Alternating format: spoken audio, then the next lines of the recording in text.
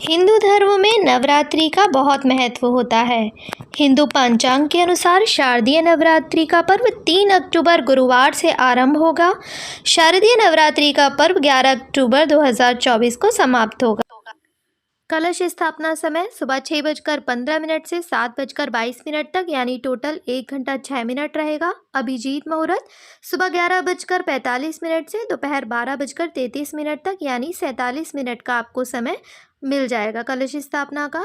कलश स्थापना के लिए आवश्यक सामग्री: जौ बोने के लिए मिट्टी का पात्र, साफ मिट्टी का एक छोटा घड़ा, कलश को ढकने के लिए मिट्टी का एक ढक्कन, गंगा जल, सुपारी, 1 या 2 रुपए के सिक्के, आम की पत्ती, जौ, इत्र, फल और फूलमाला, नारियल, लाल कपड़ा, दूर्वा घास, कच्चे चावल, कलावा, रक्षा सूत्र।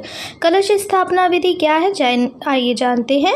नवरात्रि में कलश स्थापना देव देवताओं के आह्वान से पूर्व की जाती है। कलश स्थापना से पहले आपको कलश को तैयार करना होगा, जिसकी विधि ये है। सबसे पहले मिट्टी के बड़े पात्र में मिट्टी डालें और उसमें ज्वारे के बीज डाल दें। उसके बाद इस पात्र में दोबारा से थोड़ी मिट्टी डालें और फिर बीज डालें। इसके बाद सारी मिट्टी पात्र में डाल दें और फिर बीज डालकर थोड़ा सा जल डालें। ध्यान रहे बीजों को इस प्रकार से लगाएं कि उगने पर या ऊपर की अवस्था में आए। इसके बाद आपको कलश और उस पात्र की गर्दन पर मौली बांध देनी है, साथ ही तिलक लगाना है।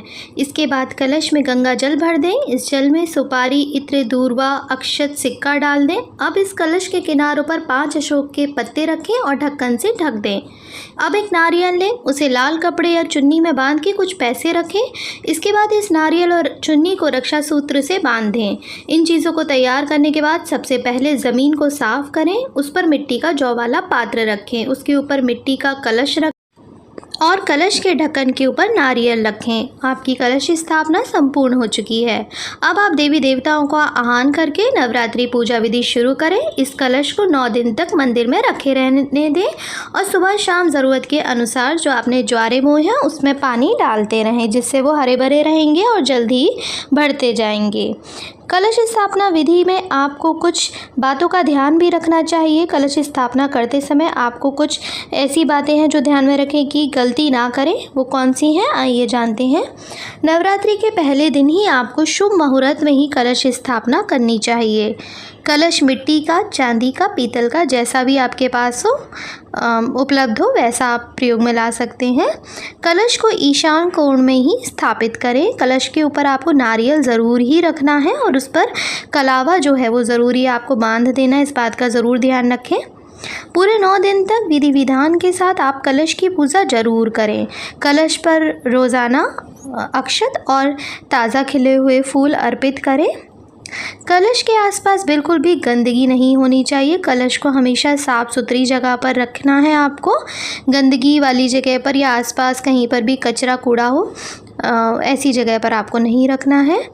नवरात्रि के पहले दिन जब आप कलश स्थापना करेंगे तो आपको उसको वैसी ही स्थिति में रखना है। ऐसा नहीं है कि पहले दिन आपने कहीं रख दिया फिर उठाकर कहीं रख दिया, ऐसा नहीं करना है। आप 9 दिन तक जहाँ पर आपने कलश स्थापित किए हैं उनको वहीं उसी स्थान पर ही रखे रहने देना है।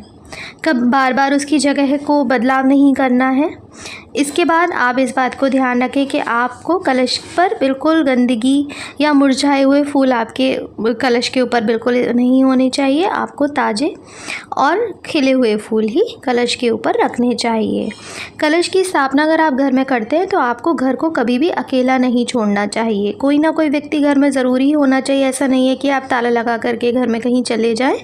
आपको घर में एक सदस्य ज़रूरी उपस्थित होना चाहिए। कभी भी घर में ताला लगा करके अगर आपने कलश स्थापित करा है तो नहीं जाते हैं।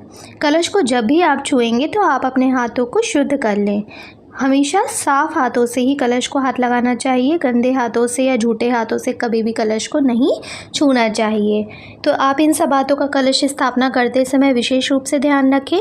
तो आपके ज्वारे जितने ज़्यादा हरे भरे होंगे उतना ही माता का आशीर्वाद आपके ऊपर बरसता रहेगा।